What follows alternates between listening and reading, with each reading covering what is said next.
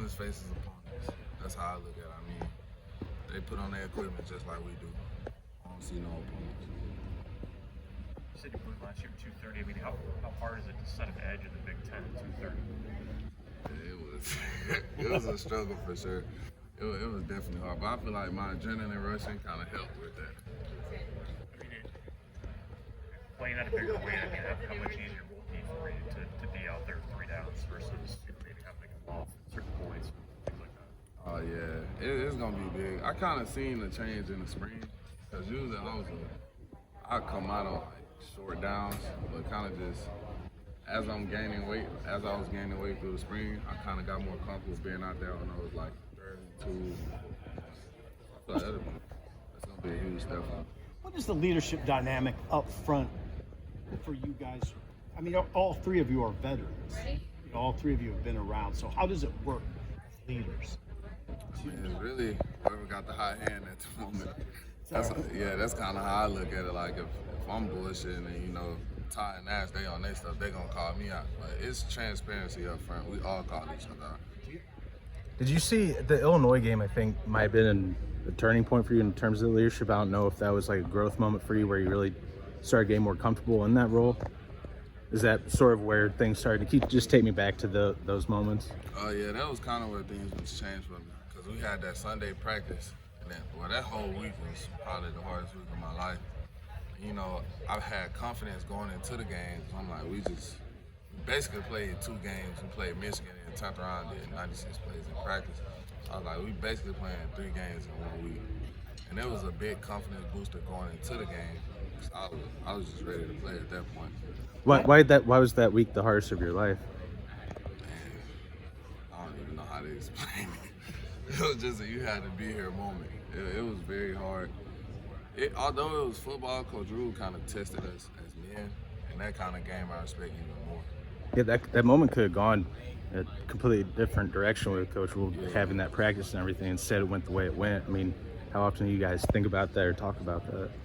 I mean, for us to accept the challenge that he was kind of, hinting at, I feel like it kind of brought us closer as a team. Because after I gave that speech and said, if you don't want to be here, like, you can leave, nobody left. And everybody was out there getting reps, practicing. So, I mean, that was major.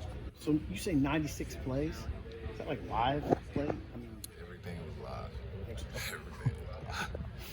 When people ask you about turnovers, as a player, how conscious are you of, like in the middle of the game when you guys need to kind of get the momentum back, trying to force turnovers and make plays to get the fans into the game and kind of turn the momentum back in your favor? I mean, me playing D-line, I know it's gonna be kind of harder, to get turnovers. So I know like sacks change games. So whenever I was like getting a sack, I was conscious of like trying to get the ball. As far as me just like chasing the ball, like coming on the backside, I ain't gonna holler try. But most of my tackles were like 10 and 2, like inside the box. So it was kind of hard. Coach Rules talked about getting 20 takeaways. I think Ty Robinson last week said 40 sacks last year was the team goal for you guys. What are any team goals or individual goals for you as far as sack numbers or takeaway numbers? No, I mean, we're really going to try, because last year we had 33, so we kind of failed at that. So we're going to try to get that 40 this year. So same 40 and same 40 and 20. You guys talk about 20 takeaways as the number. Yes, Can you talk about how maybe the culture shift from when Will first got here into where you guys were at with that heading into camp last year versus this year?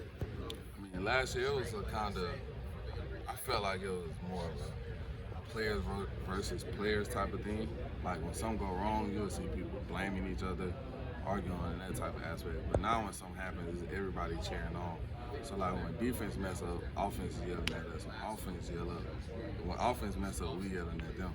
So it's kind of an iron sharpen iron mentality now. Along with that, who's been toughest matchup for you on the, I guess going back to spring ball, toughest matchup O-line wise? Probably Michael. Yeah, why is that? Michael for sure. Yeah, he's just a dog, man, He everything you want in an O-lineman, he's a great guy. He has a high motor. He's a dog. I want to ask about Principal. Obviously a lot of talent.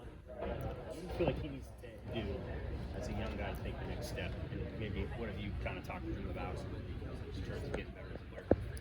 know, so this spring he kind of sat out with his shoulder injury, but I was telling him, even though he's out, he still need to kind of lock in. 'Cause although you're not playing, you can still like lock in and pitch yourself making the plays. I mean, he has a high ceiling. He's athletic, he's a freak. So, I mean, as far as him just understanding the game more and understanding situations, that'll be his biggest step. It's not easy for a young guy, right? To like when they're hurt and they're probably frustrated that they don't get to be out there. Did you experience that early in your career? Nah, my first injury was the last fall camp when they ain't playing in Minnesota, so I didn't really go through that. So I can't tell him how to feel about it, but you know, I do try to lead him in the right way. You mentioned, bulking up to gain weight in terms of against the run. What was some of the eye-opening experiences you had against Big Ten offensive lines last year that taught you, hey, I've got to get a little bit more weight on?